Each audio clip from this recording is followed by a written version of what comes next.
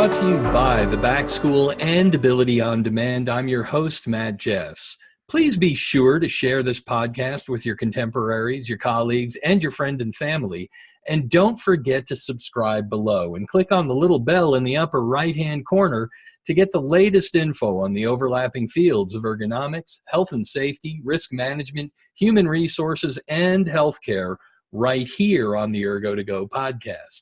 It's my pleasure to welcome to the Ergo2go podcast a licensed physical therapist who spent most of her career working with people suffering from industrial injuries. She's provided on-site treatment and injury prevention at Fortune 500 companies, and she's an esteemed faculty member right here at the Back School. It's my pleasure to welcome to the Ergo2go podcast, Marty Frame. Marty, welcome. How are you? Fine. How are you, Matt? It's good to have you. I know you and I have gone back and forth for a while on getting this done, and I'm so glad to have you on board for this podcast. You've had an esteemed career, and I've followed a lot of the things that you've done. And you've also been a leader within the physical therapy profession as far as ergonomics, and I was wondering if you might share with our viewers and our listeners a little bit about the conditions that you see. Perhaps we might touch on things like repetitive strains and sprains, perhaps the ones we see working at workstations like this. Do you care to share with us some pointers? Well, generally, like you say, I do a lot of ergonomic assessments of offices, and repetitive motion injuries are fairly common. I can be brought in after an injury, but where I really like to see folks is when they're starting the job and getting them set the correct way from the get-go, because I think we can prevent a lot of injuries that way rather than treat them on the other end of the spectrum. Now, there's obviously a toolkit when we're talking about a computer workstation. We've got our monitor heights, we've got our distances to reach, we've got our keypads and our computer mice, we've got our chairs. What are some of the things that you look at to help get a person into the right place as far as their ergonomic workstation? Well, all those things obviously can play a role. I guess the first thing, because in most workstations, the most adjustable feature is the chair. I'll start with that and getting them into a good position, and then adjust everything else from that position, the monitors, where the mouse should be, where the keyboard should be, etc. One might say the chair is a foundation and something, so you begin to start there and then work outward. Is that a safe assumption? That sounds like a good plan. Yeah. Well, you do, I know you're called on a lot for your expertise with different computing devices, one being mice or mouse, computer mice. There's a lot more out there than people realize. Do you get into that subject matter some? Oh, yes, definitely. There are such a variety of mice from what we're used to, the standard mouse that people have. And we're going to talk about, and I've got some demonstrations of different types of mice today that we can go through, and some of the considerations that you might want to make when you're assigning a mouse to a person. Please do. Can we jump in? Yes. Well, when I look at a computer workstation, I think it's important to look at the station as well as how the person interacts with it. Remember, that's what ergonomics is. It's just not one or the other, but it's the interaction of the two. And you can often have a very ideal workstation and people do odd things. And we'll talk about mousing technique is just as important as the mouse that you have. So I think you have to look at both components. But when I look at the whole setup, I really want people to be close to what their neutral posture is. And that's a fairly common thought in physical therapy, but it's for the rest of the folks that might be looking at this, let me just briefly describe what your neutral posture is. And I'm going to scoot myself back a little bit so you can see. Sure. So your neutral posture is going to be your head balanced back over your shoulders, arms close to your side, elbows bent anywhere from about a right angle or 90 degrees to slightly less than 90 degrees. Wrist and hand in a straight line, And the true neutral posture is going to be with your thumbs up or your palms facing each other. So the closer you can work in this position, the better off you are, because the joints are in a more relaxed position and the muscles are at a better length tension relationship. So they're at a better mechanical advantage. So when you're thinking about the mouse, and over the years, you know, when we'll talk about the vertical mouse, the whole point of that is to keep this wrist in hand in its neutral posture. So we want to use that principle. The second principle that I look at is, in therapy, we talk about, whenever possible, use bigger muscles and joints rather than smaller ones. And so an example of that may be when we teach people to lift, that we want them to use their legs and keep their back as straight as they can, because that allows the bigger joints of the leg, especially your hip muscles, to do the work compared to the small muscles and joints that you've got in your back. Well, we could put that same principle when we're using the keyboard. So we want to use for mousing the bigger muscles of our shoulder and our elbow, and less work at the wrist. And unfortunately, when I watch people mouse, the majority of them mouse with wrist motion. And I think part of that is, you know, when you think about it now, kids grew up with computers. And nobody really sits and teaches them how to use a mouse. It's just kind of evolved over time for them. And so they really don't think about it. You know, when I was in high school, everybody took a typing class to learn how to type. Well, now people don't take typing. It's just some people have great typing skills and some people do just odd things that they've learned over the years. Which fingers they use to press which keys, how they hold their thumb when they hit the space bar, all of those things. And they're not often taught the right technique. Like I said, I think it's just evolved that they use this. It's worked for them, or they gained speed with using that technique, and they've just evolved over that. And so that's why I think it's so important to watch how people actually interact with their keyboard and their mouse. So based on those two principles, let's see how we can apply those to the different type of mice that are available. So I'm going to move my screen down a little bit so you're going to see my hands here more than my face. And so I love this. This is like watching a cooking show. yeah. So here we have just a standard keyboard. And for most of us, we're going to place our standard mouse next to the standard keyboard. So you can see, and this keyboard's 22 inches wide. So my arm's already away from my side even before I do any mousing motion.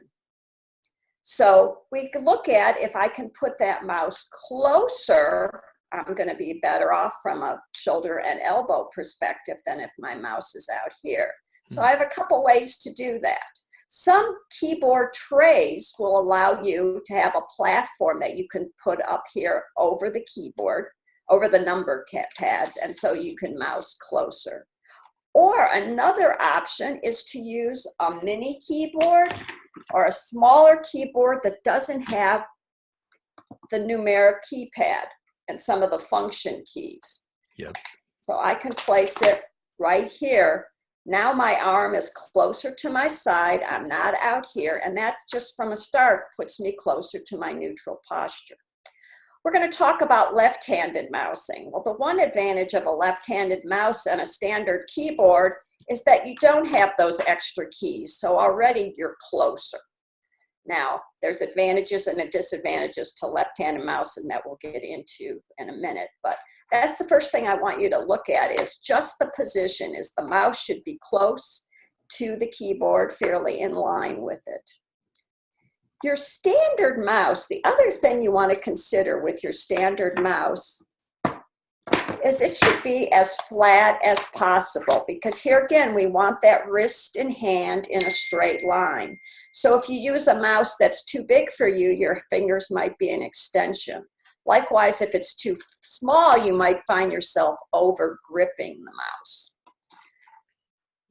A lot of Apple products, and this keyboard is an Apple keyboard, though you can surely get one for a PC, are flatter to start with. and their mouse is flatter. Here again, the idea being keeping your wrist and hand in a nice straight posture. And the standard mouse, if it's used correctly, is probably going to be fine for a lot of people. We don't have to necessarily go to these fancier mice. I mean, I've heard people say everybody should be in a vertical mouse because it keeps your wrist and hand in a straight posture. But that can cause some problems on this border as well. So I'm not one to say that everybody should go to that. And I would definitely start with changing mousing technique before I start changing mice. So as I mentioned earlier, and I'm going to change this just a little bit, most people I see mouse like this. Well, this does a couple things. I'm using all wrist motion. And you can imagine if you put, and I don't even own one because I detest them for the most part, is a wrist rest for here. Right. You cause problems. If you think about it, our wrist was designed with the concavity right here. So why would you want to fill up that concavity? We know by just filling up that concavity, you're putting pressure in the carpal tunnel area. You know, that nerve is just sitting under a ligament here. So why do we want to put pressure on it and force yourself to go back and forth using all these small muscles and joints? We also know from a carpal tunnel perspective that there's the most room in the carpal tunnel for the median nerve with the wrist in a straight line. And anytime we deviate it up, down, or side to side, we cut down some of that space. So with mousing, for most of us, we're going to be better off mousing with an elbow flick. That allows us to use the bigger muscles here, or you can do it with shoulder movements. But anything to avoid the wrist motion. Now, I think some people adopt the wrist motion because in the upper extremity, your hand provides your most precision, and mousing can be a very precise activity. So it may be easier to control the cursor when you're doing this as opposed to this. But you can definitely learn to utilize these muscles. And we'll talk about a break-in period here in a little bit. But a standard mouse, if you've got good technique, people are going to probably do fine with. I find this a revelation, Marty, especially the points you're making about behavioral aspects. You know, a lot of times when people talk about ergonomics, they focus right in on the engineering aspects, and but you're describing these very important behavioral points that are sometimes maybe too often overlooked. Right. I definitely think you have to look at that. The other function I see, and even for some folks, when the mouse is of the correct size, they just grip it. They hold on to that mouse for dear life. Like that is giving them all stability. And that is simply habit. And we'll talk about the roller mouse a little later, that you don't have to grip it, but people need to be aware that their hand should just be resting on it. There's no need to grip that mouse. So you need to look at them from that perspective, their technique and how much pressure they're putting on that mouse. So it just should be resting on it and utilizing elbow, shoulder movements rather than wrist and hand movements. Fantastic. So that's the first thing. If you do make a decision, so you need to look at technique and then how close that mouse is to the keyboard. Now, obviously, if it's a larger person, greater breadth you're here, you know, the mouse sitting next to the keypad may not be an issue at all. But for narrow, or especially women, more petite women, I definitely like the smaller keyboard. Now, here again, that's a functional thing because people have to be willing to give up that numeric keypad. But as I tell them, there's another set of numbers on all these keyboards across the top. So we can just use these numbers instead of the ones over here. Right. And the advantage of using these top keyboards is to help keyboard numbers is to help equalize the work load between your right and left hand. You know, if you think about it, the average right-handed person that's sitting all day in front of a computer is using half of their letters if they're using this numeric keypad, all their numbers, they're mousing with their right hand, and if they have any writing tasks, they're writing with the right hand. So it could be a 75-25 split between right and left hands. And I tell people their goal should be to wear out equally, both sides. So if we can get more of that work to the left hand, we're better off. You know, over my years, I would definitely say that probably 95% of lefties mouse with their right hand. Only a few mouse with their left hand because they sat down at a computer station. It was set up for the right hand, and that's what they do. Yep. So you can learn to mouse with your opposite side. Is it going to happen tomorrow? No, but we'll talk about the learning curve here in a second. So the first thing is technique and placement of the mouse. And then you can look at alternative mice, and I'll look at some of the advantages and disadvantages of those alternative mice. So a common one is the trackball mouse. Mm-hmm. And there's generally two types of trackball mouse, with the ball on top or the ball for the thumb here. Mm-hmm. The big advantage of the trackball mouse is that it gives you an infinite amount of space to move your cursor without moving the mouse. You know, we have to often move the mouse because there's only so much space that the cursor is going to move. But with the trackball, that's infinite. So what that really helps is people that are moving the cursor between multiple screens. I mean, it used to be everybody had one screen. Now they have two is very common, and I'm seeing 3 and 4 screens. So to have this trackball so you don't have to pick it up and remove it because there's only a certain amount of space can be very helpful. So that's one time I would use the trackball if I'm looking at moving that cursor through multiple screens. I do not even own one that's moved by the thumb because I think the thumb muscles and tendons are already set up for problems in this first dorsal compartment here. So I think, I won't say never because there's probably always situations, but generally I do not use the one with the thumb trackball. The one on the top here allows you to use at least these 2 fingers, and you could definitely use the top 3, and I encourage people not to always mouse with one finger like that, to utilize, here again, bigger muscles to do the task. So this works very nice for folks that, for whatever reason, already have underlying shoulder or elbow problems and don't want to move that, so they can do it. They can move with the trackball. The disadvantage of the trackball is that it does isolate the forces to, here again, just 2 tendons. But so it could be a trade-off in that sense. So the trackball mouse is another option that's out there. The other thing with the trackball is that they tend to be a fairly large mouse, and so if you have some petite hands, they may not fit comfortably on a trackball mouse. So that's one option. Makes sense. Another one that I use is the Unimouse. And the advantage of this mouse is if I decide that I want to get somebody here to their neutral position, sometimes they have problems up here at the elbow and with the palm down, those tendons are over a little bit of a stress position. But human nature, what it is, they can't go from this position to a vertical position all at once, so we can do it gradually.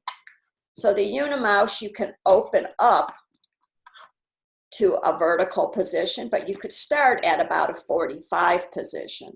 Wow. It also allows you to move and give you support for your thumb. So some people will find that comfortable, and you can change the position of the thumb based on the person's hand size and such, and where they need the support. But it's kind of an intermediate position from the fully hand down, palm down, or pronated position to this neutral posture. Makes sense. I didn't know that existed. That really looks like something I would like in my own office. And so a lot of times, because you really don't know, I take my little bag with me and have people put their hands on them and see what they like or what they are willing to try based on whatever their condition is. Another type of mouse is the vertical mouse. There are other brands, and these by no means are an exhaustive resort. But this is called the penguin mouse, and it keeps your wrist in this neutral posture. Here's your scroll bar, and then here's your right and left clicks. So the whole point behind the vertical mouse, probably the most common one, is the Evolution one, but it's to keep your hand in this neutral posture. The disadvantage of these is they're tall, and if you try to put them on an under-desk tray and you at all want to tilt the tray negatively, they tend to fall forward. Or people have to keep moving them back and forth. They can't slide up under their desk with the vertical mouse on it, so that's something else to consider. But the whole point behind it is to keep your neutral posture of that forearm, and that's the basis for the vertical mouse. Another type of mouse that is totally different is called the roller mouse. Oh, this is the one. I know our colleague Ron Porter loves his roller mouse. He always talks about it. This allows you, here's your scroll bar, so you can easily start to get movement to your non-dominant side. Some people either love these or hate them, but the people who love them are very fond of them. But I like it because if I'm thinking about someone that needs to start moving to work towards their opposite side, it's a more gradual. It's not like I'm saying, okay, I'm going to work 15 minutes on my left and then I'm going to go back to my right. So I could easily, without moving anything, go to my right, left. Your right and left clicks are here, so it makes it easy transition. The other time I really like this mouse is if I have that person that cannot break the habit of over gripping. I mean, and it's a habit, and some people just try, but they just find themselves constantly holding on to that mouse for dear life. So this gets away the whole gripping. So I've had some people, folks that really have liked this because they don't have to think about not holding on. The disadvantage I find of this mouse is if you have somebody, especially that's petite, they have to reach farther for their keyboard. Their keyboard's going to be out here. So some people, that can be a problem. I have also had a couple folks that have tried this roller mouse and not like it because they tended to put their hands on this center part. They would rest their hand there, and then they'd inadvertently start hitting these your click and double click sides. So I've had that problem, but like I said, for my gripper and for people that I really want to start getting to the left side, the roller mouse is a nice option. Brilliant. Yes. I never would have thought about that, but yeah, that you can adjust a behavioral component, like we say, using these tools judiciously. That's pretty crafty, Marty. And I have no vested interest in any of these, I will say. They're ones that I've used in my practice. The other thing I think is important to let people know when they are going to go to an alternative mouse is that there is got to be a learning curve. You are not going to sit down with a different mouse and on day one have the same productivity. And so people get frustrated with that. I'm saying for most people, 2 to 4 weeks before they really get used to and are at the same productivity with this alternative mouse. The other thing is to adjust the settings. Some people don't know that most mice, you could set the adjustments so for how big of a movement there is in the cursor with the various settings. And some mice allow you to do it right at the device. This Unimouse, you've got a little button right here, and it allow you to go from slow to fast. You probably can't see here, but there's little lights that would light up depending upon your speed. But most of the other ones, you go into your computer settings and go to your input devices and mouse, and it'll allow you to adjust your speed. So when you're going to an alternative mouse, always start with the lowest speed possible. And as you get used to that, because otherwise you're going to find even, or if you're trying to get a person to change their technique, go to the slowest speed possible, because otherwise the slight movement and the cursor is going to be moving, 3-4 lines, and you didn't want it to move that far, and it becomes frustrating. So if you can slow that speed down and then gradually increase it to your comfortable pace. But here again, that's not going to happen tomorrow. It's going to take some, couple weeks often to get used to these alternative mice.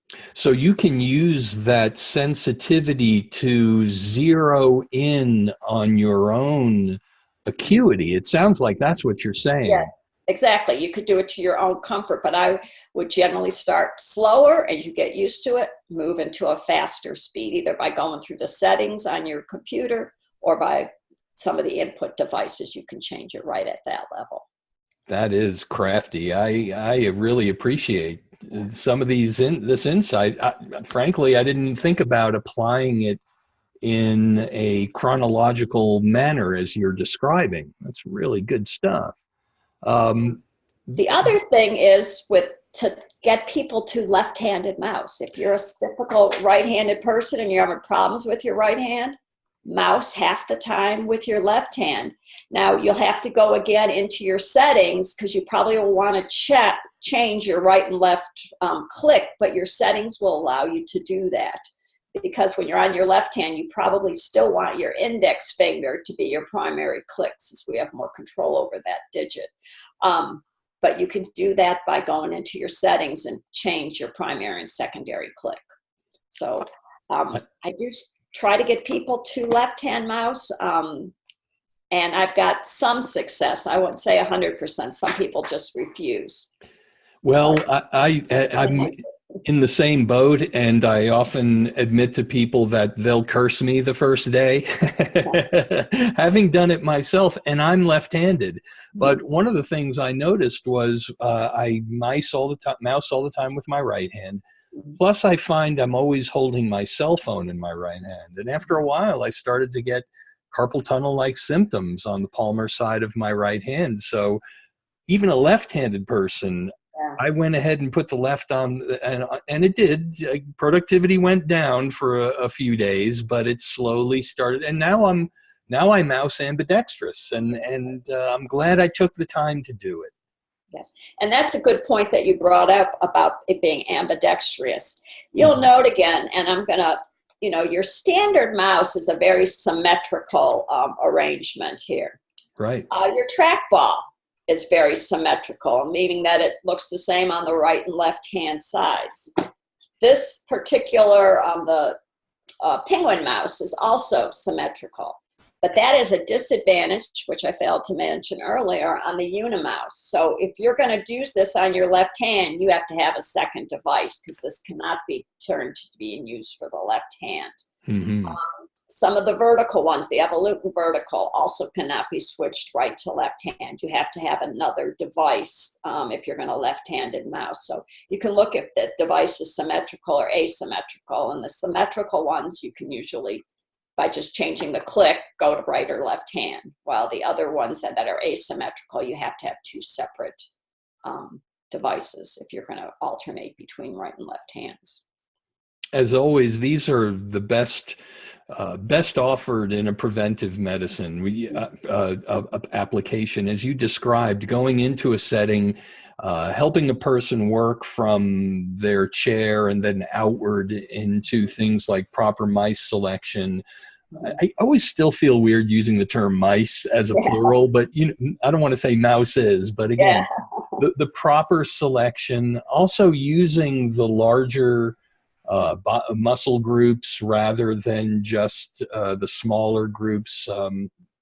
It's fascinating stuff. This gets into the behavioral aspects of ergonomics, which expands its scope beyond just the strictly engineering or tooling aspect.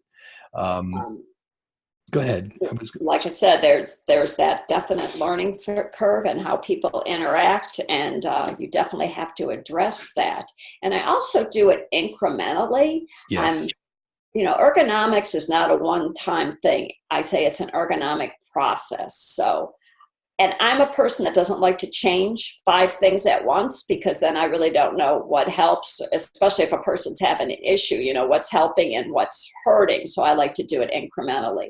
So generally, I will start with, if a person's having problems, say on their right side, wrist or elbow, I'll start by changing their technique if their technique was poor. And start with that, let them keep that same device, and then move forward. Some folks definitely have tried alternative mice, and they know I have the trackball at home and I really like it, and that I might go quicker with it. But I usually will always start with technique first of all.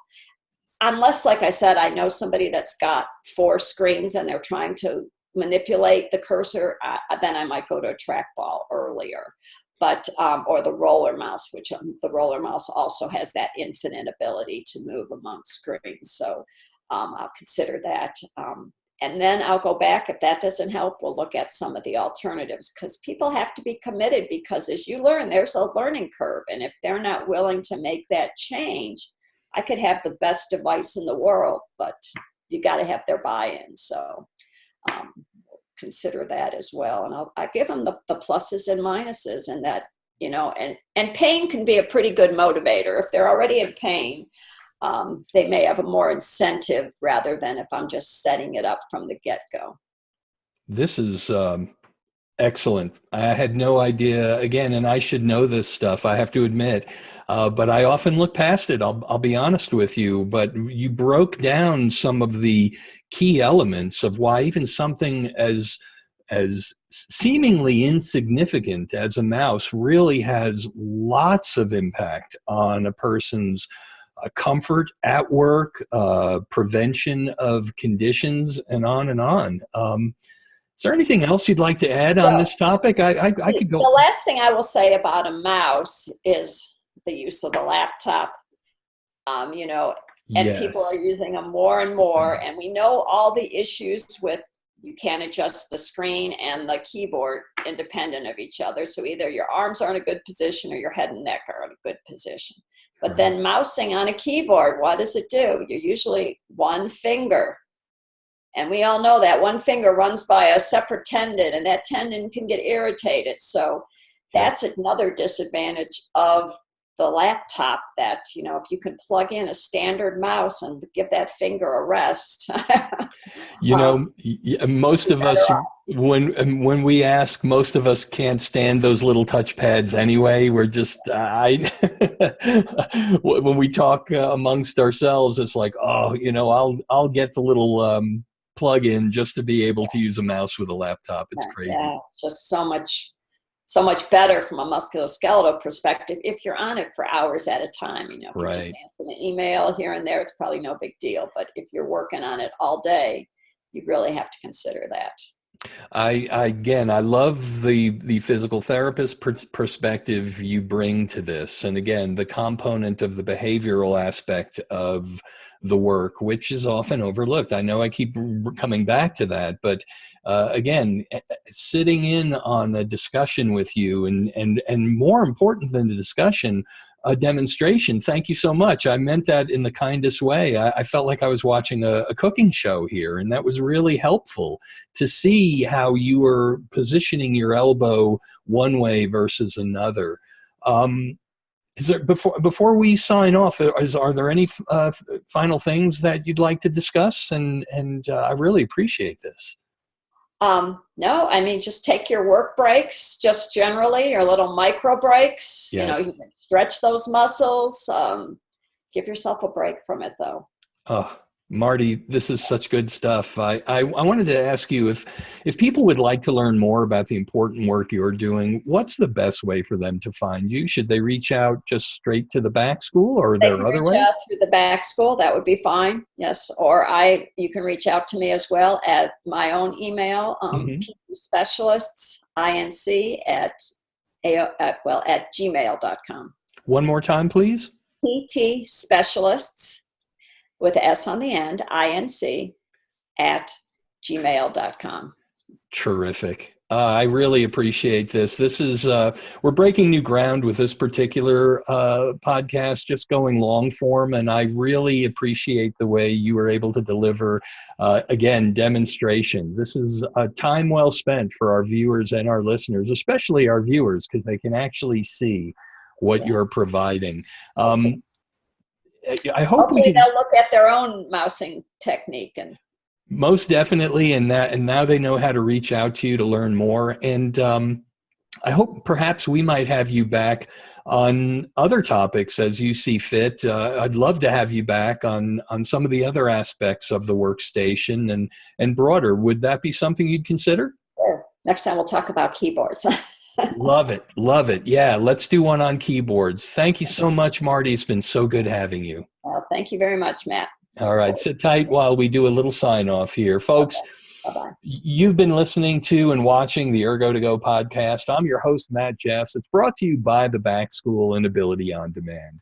Please be sure to share this podcast with your contemporaries, your colleagues, your friends, and your family.